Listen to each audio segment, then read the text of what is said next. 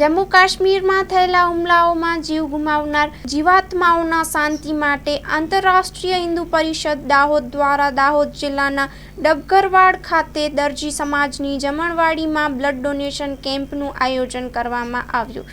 Report by Kuldeep Upadhyay, Dahod.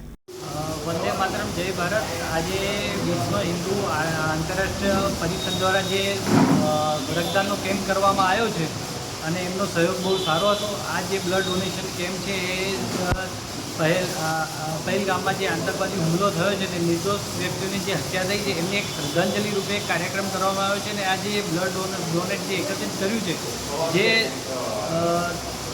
જરૂરિયાતમંદોને ઉપયોગમાં આવે અને જે સરકારે જે અમને એક નિર્દેશ આપ્યો છે કે જે જે હુમલો થયો છે ને જ્યાં સૈનિકોને જ્યાં જરૂરિયાત ઊભી થાય તો તે જગ્યાએ અમારે પહોંચાડવાનું રહેશે। આપનું નામ? Harikrishna Panchal, my blood centre, Dahod. જય શ્રી રામ। આજે દરજી સમાજની વાડીમાં આંતરરાષ્ટ્રીય હિન્દુ પરિષદ, રાષ્ટ્રીય બજરંગ દળ, માય બ્લડ સેન્ટર દાહોદ, જય અંબે વિકાસ ટ્રસ્ટના સંયુક્ત ઉપક્રમે આજે રક્તદાન શિબિરનું આયોજન હતું।